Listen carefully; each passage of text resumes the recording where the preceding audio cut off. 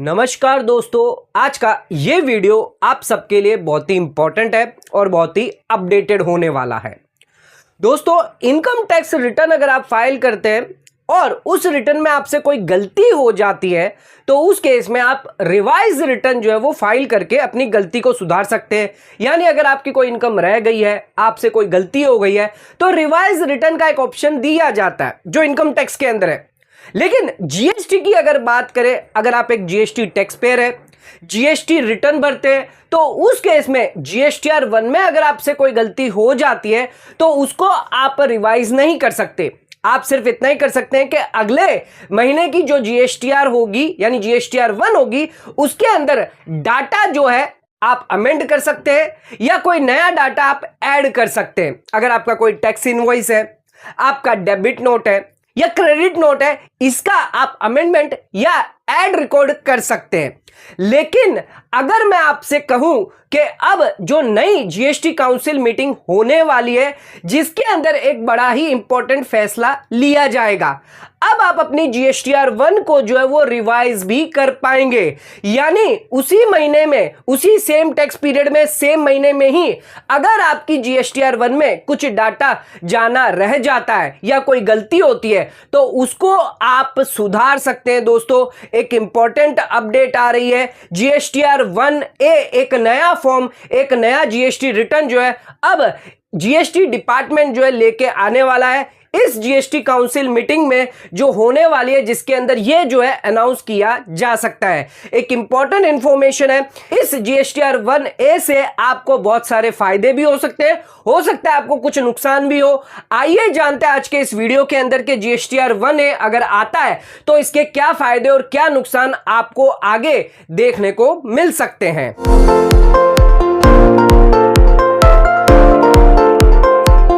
तो दोस्तों, आइए स्टार्ट करते अपना आज के वीडियो को और बात करते हैं नया जीएसटीआर 1A फॉर्म जो है वो अब सरकार लाने जा रही है। फिलहाल इसके रिगार्डिंग कोई भी एडवाइजरी जारी नहीं करी गई है, ना ही इस फॉर्म के बारे में कोई अनाउंस किया गया है। ये जानकारी जो है टिम्सी जयपुरिया द्वारा या फिर सीएनबीसी टीवी 18 द्वारा ये जानकारी दी जा रही है सोर्सेस के थ्रू कि नया जीएसटीआर 1A रिटर्न फॉर्म जो है, रिवाइज रिटर्न जीएसटीआर 1 जो है लाया जा रहा है, जिसके तहत टैक्स पेयर को बहुत ही ज्यादा जो है फायदा दिया जाएगा। आइए इसके कुछ खास बातें जान लेते हैं जीएसटीआर 1A रिलेटेड। तो अगर ये जीएसटीआर 1A लाया जाएगा, यानी अगर आप जीएसटीआर 1 किसी महीने की फाइल करेंगे जिसके अंदर अगर आपसे कोई गलती हो गई है, कोई रिकॉर्ड रह गया है ऐड करना, कोई चीज अमेंडमेंट करना रह गया है, तो उस केस में उस रिकॉर्ड को अमेंड ऐड आप अब जीएसटीआर 1A के अंदर कर सकते हैं। लेकिन ध्यान रखिएगा, इसके लिए भी शायद टाइम लिमिट दी जाएगी। जीएसटीआर 1 के बाद ये आप कर सकते हैं, लेकिन जीएसटीआर 3B से पहले ये रिकॉर्ड को आपको ऐड या अमेंडमेंट करना होगा। जो भी लायबिलिटी आप एडिशनल दिखाएंगे वो आपके जीएसटीआर 3B के अंदर ऑटो पॉपुलेट हो जाएगी। ध्यान रखिएगा, जीएसटीआर 1 की तरह जैसे आपके जीएसटीआर 3B के अंदर लायबिलिटी ऑटो पॉपुलेट होती है, उसी तरह अगर जीएसटीआर 1A के अंदर अगर आपने कोई अमेंडमेंट किया है, कोई ऐड किया है, इनवॉइस से डेबिट नोट ऐड किया है या क्रेडिट नोट यहां पर डाला है, तो उस केस में जो भी आपकी लायबिलिटी बनेगी वो आपके 3B के अंदर भी ऐड कर दी जाएगी। एक इंपॉर्टेंट चीज यहां पर ये निकल के आती है, क्योंकि यहां पर जीएसटीआर 2B भी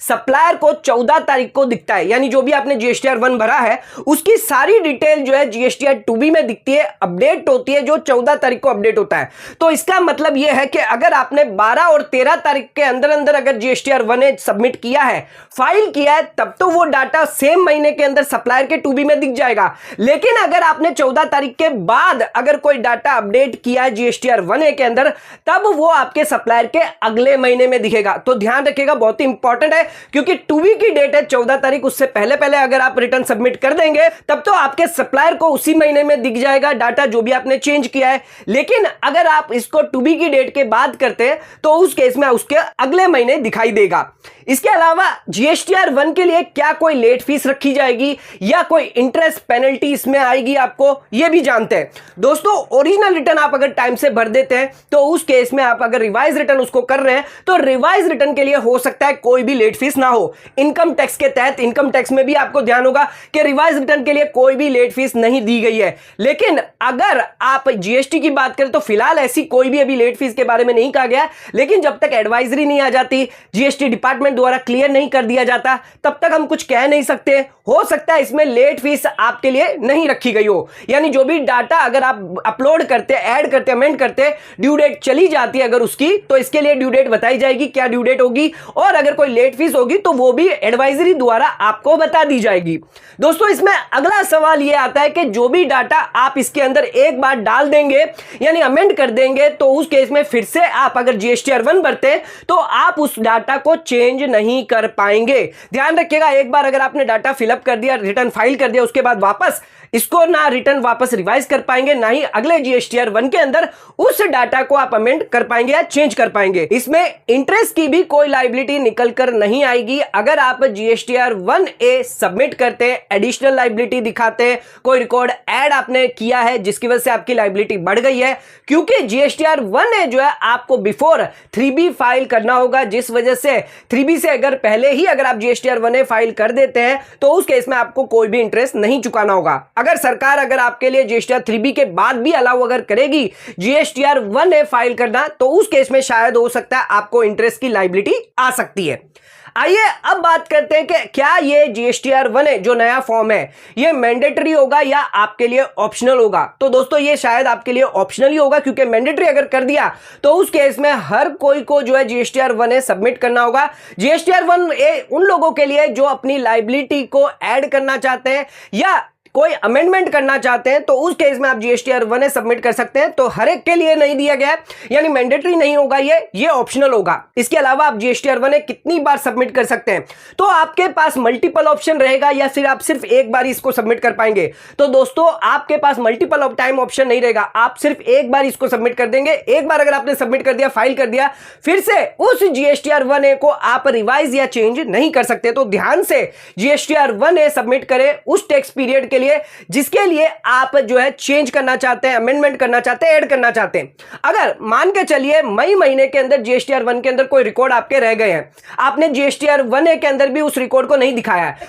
आपको नेक्स्ट महीने के यानी जून महीने के जीएसटीआर 1 के अंदर उन रिकॉर्ड को अमेंड या चेंज करना होगा। जून महीने का जो भी जीएसटीआर 1A होगा उसके अंदर आप पिछले प्रीवियस टैक्स पीरियड के डाटा जो है अमेंड या रिकॉर्ड नहीं कर सकते। आप जीएसटीआर 1A के अंदर वही डाटा रिकॉर्ड या अपडेट या अमेंड कर सकते हैं जो सेम टैक्स पीरियड है, यानी मई का जीएसटीआर 1 है तो मई के जीएसटीआर 1A के अंदर ही उसको आप अमेंड और या चेंज कर सकते हैं। ध्यान रखिएगा, अगर पिछले टैक्स पीरियड के रिकॉर्ड को अगर आपको चेंज अमेंड करना है तो उस केस में आप करंट पीरियड के जीएसटीआर 1A के अंदर नहीं कर सकते, आप नेक्स्ट महीने के जीएसटीआर 1 में ही कर पाएंगे। अब एक सवाल निकल के ये आता है कि मान के चलिए अगर आपका दिसंबर महीने का कोई रिकॉर्ड है जो पेंडिंग रह गया है ऐड करना, और आपने जून महीने के जीएसटीआर 1A के अंदर उस रिकॉर्ड को ऐड किया है, तो उस केस में आपने जून महीने के जीएसटीआर 1 के अंदर दिसंबर महीने का जो रिकॉर्ड है वो ऐड किया है, तो क्या जीएसटीआर 1A के अंदर वो दिसंबर महीने का जो रिकॉर्ड है जो आपने जून महीने के जीएसटीआर 1 में किया है, क्या उसको अमेंड या चेंज करने दिया जाएगा? तो दोस्तों शायद हो सकता है आपको अमेंडमेंट या चेंज करने दिया जा सके, क्योंकि पर्टिकुलर जीएसटीआर 1A जो है वो पर्टिकुलर उसी महीने के रिकॉर्ड्स को जो वो ऐड या चेंज करेगा, यानी उस महीने के जीएसटीआर 1 के अंदर यानी जून महीने के जीएसटीआर 1 के अंदर जो भी डाटा है चाहे वो पिछले रिकॉर्ड के भी क्यों ना हो वो उसको चेंज करने दे सकता है। फिलहाल इसके लिए जो भी एडवाइजरी आएगी उसके अंदर आपको ये सब की चीजें जो है वो जानने को मिल सकती है। दोस्तों एक इंपॉर्टेंट जो बेनिफिट है वो टैक्स पेयर को ये दिया जा रहा है जीएसटीआर 1A से अगर आपसे कोई गलती हो जाती है, यानी गलती से आप अपना जीएसटीआर रिटर्न जो है वो नील का फाइल कर देते, यानी आपसे गलती हो गई है, तो आपके लिए अब ये बेनिफिट हो जाएगा कि आप अब जीएसटीआर 1A से आप अपनी गलती सुधार सकते हैं और सारे के सारे नए रिकॉर्ड जो वो ऐड कर सकते हैं जिस महीने में आपने जीएसटीआर 1 गलती से नील का फाइल कर दिया। इससे आपका ये हो होगा कि उसी सेम टैक्स पीरियड में आपके सप्लायर के 2B में भी दिख जाएगा अगर आप 14 तारीख से पहले करेंगे, और GSTR 3B के अंदर भी वो लायबिलिटी दिखाकर आप मैच कर सकते हैं। तो एक बहुत बड़ा बेनिफिट जो है GSTR 1A से अब आपको दिया जाएगा कि अगर आपने कोई नील रिटर्न फाइल कर दिया तो उसके लिए आप GSTR 1A के अंदर वो नील रिटर्न के अगर आपके कोई रिकॉर्ड है तो वो आप उसमें अपलोड कर सकते हैं, क्योंकि आपको दोनों ही अलाउड किया। आप ऐड भी कर सकते हैं, इसमें आप अमेंडमेंट भी कर सकते हैं, लेकिन ध्यान रखिएगा आप इसको रिकॉर्ड को जो भी आप ऐड या अमेंड जो करना चाहते हैं उसको आप रिमूव नहीं कर सकते। यानी GSTR 1 के अंदर कोई डाटा पड़ा है वो आप GSTR 1A से ना ही आप इसको रिमूव कर सकते हैं ना डिलीट कर सकते हैं, आप ऐड कर सकते हैं या फिर आप अमेंडमेंट कर सकते हैं। और एक और इंपॉर्टेंट चीज ध्यान रखिएगा, ये GSTR 1A जो है वो आपके लिए रेट्रोस्पेक्टिव होगा, यानी पिछली रिटर्न से आपके होगा या प्रोस्पेक्टिवली होगा, वो नोटिफिकेशन या GST काउंसिल के आने के यानी अनाउंस करने के बाद ही आपको पता चलेगा। फिलहाल इसके बारे में हम नहीं कह सकते कि क्या ये आपके लिए रेट्रोस्पेक्टिव यानी जब से GST लागू है तब से आपको अलाउ किया जाएगा या पिछले 6 या 1 साल पहले से आपको अलाउ किया जाएगा। फिलहाल अभी ऐसी कोई भी बात नहीं कही गई है, यानी ये हो सकता है आपके लिए प्रोस्पेक्टिवली यानी जब से ये लागू होगा तब से ही आपको GST पोर्टल पर देखने को मिल सकता है। तो दोस्तों ध्यान रखिएगा, एक नया फॉर्म, एक नया GST रिटर्न जो है अब आपको आगे देखने को मिल सकता है GSTR 1A जो GST काउंसिल द्वारा अनाउंस किया जा सकता है। इसके ड्रॉबैक ये है कि अब जो है जो टैक्स पेयर है वो इसमें GSTR 1 में गलती करने के चांसेस उनके ज्यादा हो सकते हैं पहले के मुकाबले, क्योंकि अगर अब उनको नया ऑप्शन दिया जाएगा यानी वो GSTR 1 के अंदर अगर गलती कर देंगे तो उस केस में जो नंबर ऑफ गलतियां यहां पर बढ़ती हुई देखने को आपको मिल सकती है। तो ध्यान रखिएगा इसका एक ड्रॉबैक भी है, क्योंकि GSTR 1A है तो एक और नया रिटर्न भरने का भी इसका ड्रॉबैक है, क्योंकि ऑलरेडी हम आप यहां पर जो है 2 रिटर्न भर रहे हैं, GSTR 1, GSTR 3B और GSTR 2B भी हम चेक करते हैं तो हमारे पास बर्डन है। तो एक और बर्डन यानी टाइम यहां पर हमारे लिए और कंज्यूमिंग और प्रोसेस हो जाता है कि अगर कोई रिकॉर्ड गलत हो जाता है तो फिर से एक नया रिटर्न वापस भरना। तो कुछ ड्रॉबैक भी है लेकिन फायदे भी इसके बहुत सारे हैं। तो दोस्तों आज का वीडियो अगर आपको पसंद आया, ये अपडेट अगर आपको पसंद आई तो इस अपडेट को ज्यादा से ज्यादा शेयर लोगों तो करें ताकि और लोगों तक इसकी नॉलेज पहुंच सके। आज का वीडियो यहीं खत्म करते हैं, धन्यवाद।